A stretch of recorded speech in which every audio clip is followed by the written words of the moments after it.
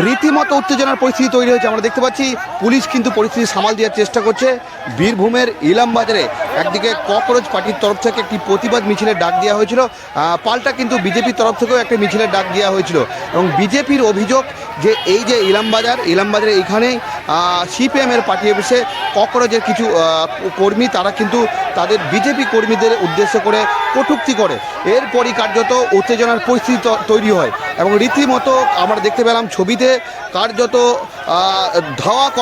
ধাওয়া করা হলো এবং এই পুরো পরিস্থিতি সামাল দিলেন বিজেপির নেতা থেকে পুলিশ কর্মীরা।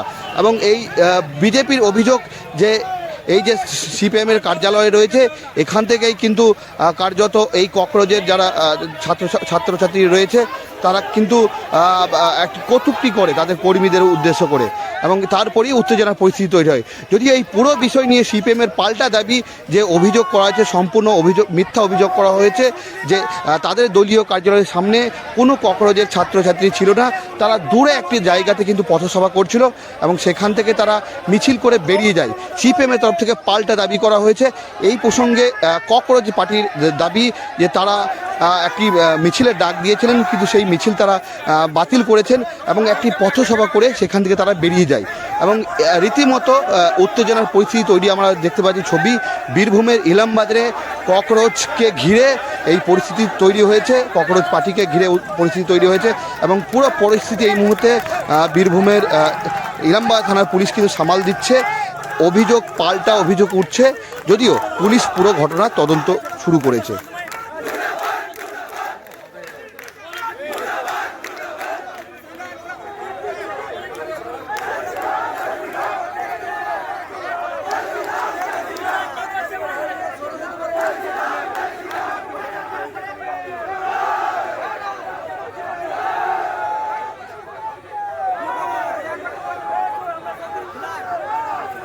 হচ্ছে যে এরা সারা রাজ্যে আমরা যখন দেখেছি, আমাদের রাজ্যে যখন বিজেপি আসেনি, এই নোংরামো ঘটনা হচ্ছে বিজেপি সব প্রান্তেই করে। আমাদের কার্যালয়ে কেন এসেছে ওরাই জানে।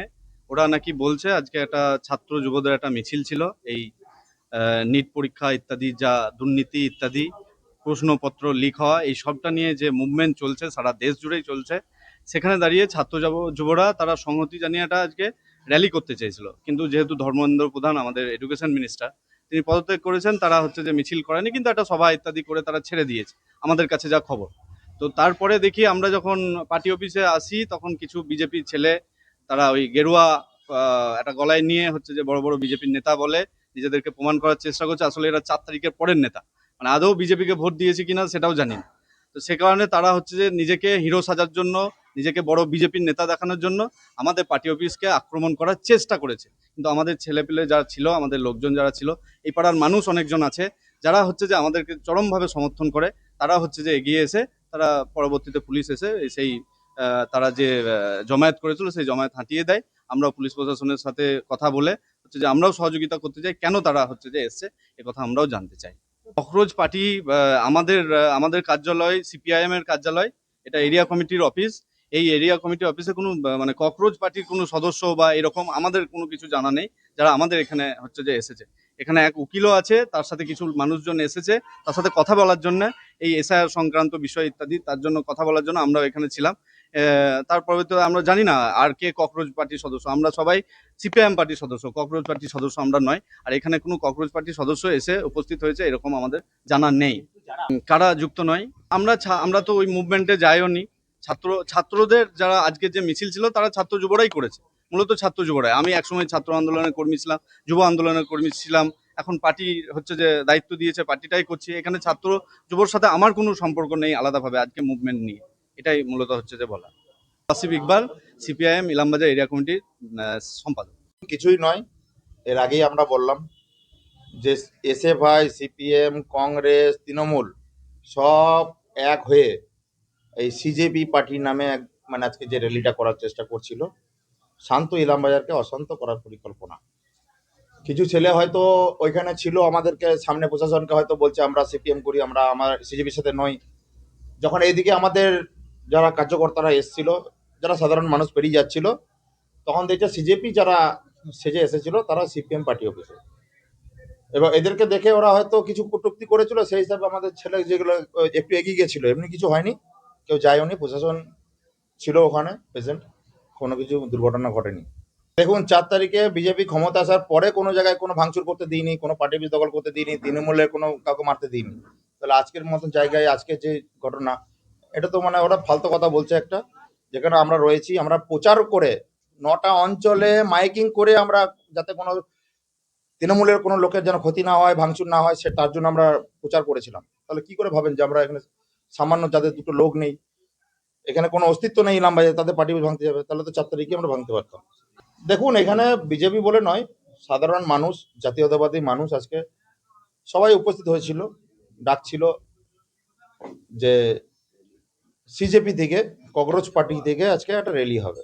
দেখুন শান্ত ইলামবাজার, সেখানে অশান্ত করার যে পরিকল্পনা এসএফআই, সিপিএম, কংগ্রেস এবং যে দ্বীপ স্টেট থেকে যে টাকা ফান্ডিং হচ্ছে আপনারা সকলেই জানেন, দিল্লিতে হচ্ছে, কলকাতা হয়েছে। তা সেরকম ঘটনা যেখানে আমাদের কেন্দ্রের যে মন্ত্রী তিনি পদত্যাগ করেছেন, সব কিছু মেনে নিয়েছে, তাহলে একমাত্র এটা করতে পারে একমাত্র ভারতীয় জনতা পার্টি, যে নিজের এমপিকে সাসপেন্ড করাতে পারে, নিজের এমপিকে জেল কাটাতে পারে।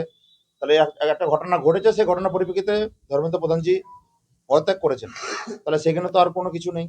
ওনাদের যে 3টে দাবি ছিল, সেই দাবিগুলো মেনে নেওয়া হচ্ছে, আজকে মিটিং আছে, কালকে মিটিং হয়েছে, তাহলে তারপরে কি আছে ইলামবাজারে? যেখানে যেটা হচ্ছে সেখানে হোক। এতে মূল উদ্দেশ্য তো ওইটা নয়। এরা ভেবেছে এটা বাংলাদেশ যেভাবে ছাত্র আন্দোলনের নাম করে যেভাবে জিহাদিরা ওদের সাথে যুক্ত হয়ে সরকারকে ফেলে দিতে পেরেছে, কিন্তু এটা ভারত, এটা ইন্ডিয়া, নিউ ইন্ডিয়া। এখানে জাতীয়তাবাদী মানুষের ভোটে মোদিজি সরকারে বসে আছে, এটা ওরা ভুল ভাবছে, মূর্খ সরকার বাস করছে। এই সরকারকে ফেলা তো সহজ নয়। পশ্চিমবঙ্গে সবে 2 মাস হচ্ছে সরকার এসছে, 200 বছর থাকবে পশ্চিমবাংলা বিজেপি। কোনো দল, জাতীয়তাবাদী দল যদি আসে, আমরা তাদেরকে সমর্থন করব।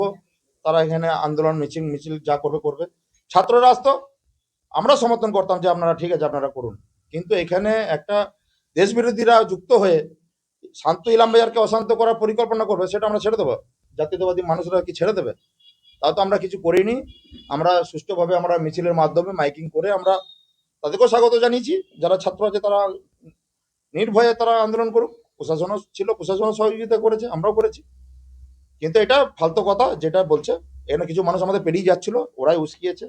সিজেপি যারা ছেলেগুলো ছিল, তারা সিপিএম পার্টি অফিসে এসে ঢুকেছিল, তারাই এখান থেকে কটূক্তি করেছে।